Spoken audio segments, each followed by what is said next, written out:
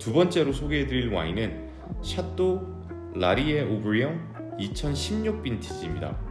이 와인은 프랑스 보르도 빼삭 레오낭 지역에서 생산이 되고 있습니다.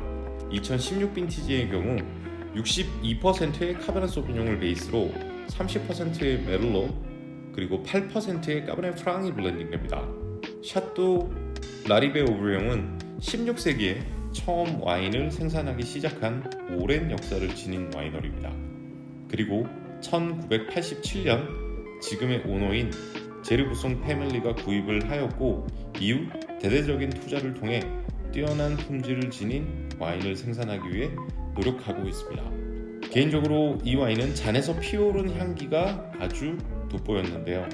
빼삭 레오냥 특유의 얼씨한 흙내역과 씨가 그리고 풍성한 과일 캐릭터가 일품이었습니다. 함께한 스테이크와도 아주 좋은 마리아주를 보여주었습니다. 이제 마지막으로 소개해드릴 와인은 헨슈케의 마운트 에델스톤 빈녀 슈라즈 2015 빈티지입니다. 헨슈케는 호주 남부 지역의 바로사벌레에서 가장 오래된 가족 소유의 와이너리 중 하나로 현재 6대째를 이어 가업을 이어오고 있습니다. 와이너리는 1868년에 설립이 되었는데요. 호주 와인 산업의 역사와 전통을 대표하는 와이너리라고 생각하시면 됩니다. 헨슈케는 시라즈와 카베르네 소비뇽을 필두로 멀로, 피노누아, 르슬링, 세미용 등 다양한 품종의 와인들을 생산하고 있습니다. 플래그십 와인 힐 오브 그레이스는 뛰어난 퀄리티를 지닌 호주 최고의 와인 중 하나입니다.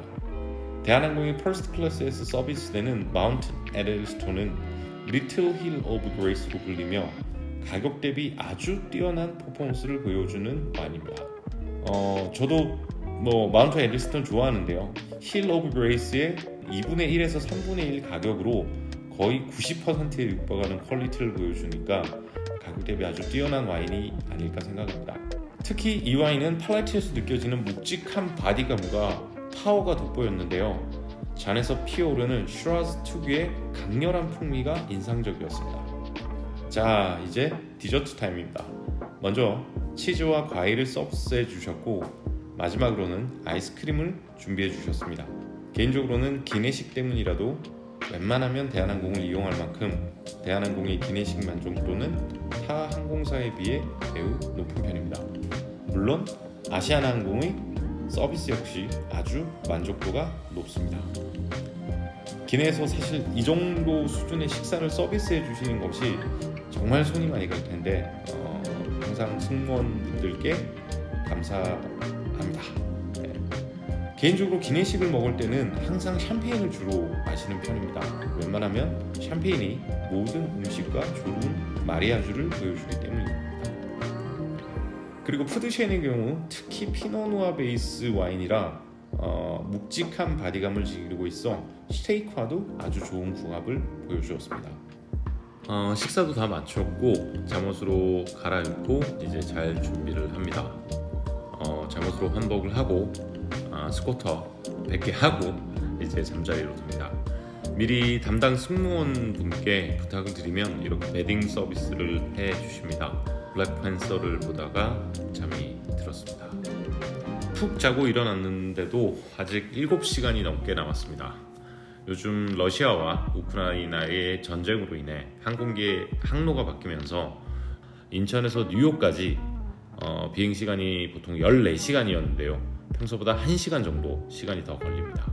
지난 10월에 샌프란시스코를 방문하면서 퍼스트 클래스를 타서 이제 자장면을 먹어서 이번에는 짬뽕을 주문해 보았습니다.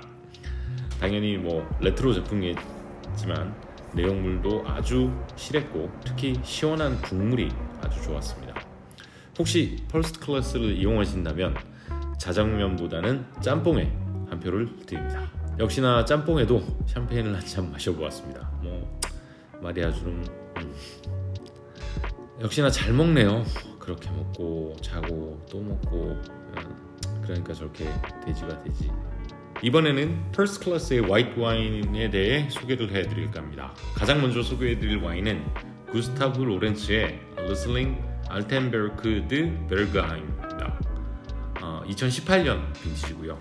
이 와인은 알사스 지역의 그랑크루 포도밭인 알텐베르크에서 생산된 평균 수령이 30년에서 50년 정도 된 리슬링 100%로 만들어집니다. 와이너리는 1836년에 설립이 되었는데요. 현재는 5대째 샤를 알텐베르그에 의해 큰 성장을 이루게 되었습니다. 지역 토착 품종인 리슬링 외에도 게브스트라미너, 피노그리, 무스캇 등으로 와인을 만들고 있는데요. 특유의 테르와르를 표현하는 것에 집중을 하였고 이러한 노력 덕분에 알텐베르크 밭이 1983년에 그랑크루로 승격하게 되었습니다. 이 와인은 리슬링 특유의 페트롤 느낌보다는 향기로운 과일 캐릭터들이 돋보였는데요. 은은한 꽃향기들이 뒤를 잘 맞춰줬습니다. 그리고 입안에서 느껴지는 풍성한 미네랄 터치도 아주 좋았습니다. 개인적으로는 굉장히 깔끔하면서도 프레시한 느낌을 지닌 리슬링이 아닐까 생각합니다. 자, 다음 소개해드릴 와인은 폴 홉스의 러시안 리버밸리 샤르도네 2020 빈티지입니다. 폴 홉스는 전 세계적으로도 그 실력을 인정받은 뛰어난 와인메이커입니다. 사실 재미난 부분이 하나 있는데요. 이 폴 홉스가 세계적으로 유명하게 된 계기가 처음에는 이제 UC 데이비스에서 양조학과에서 석사 시절에 오크통 숙성에 관한 논문을 썼어요. 그리고 이제 그 논문이 큰 주목을 받았고 그 논문을 읽게 된 로버트 몬다비의 눈에 띄어서 1978년부터 몬다비의 밑에서 일을 시작했죠.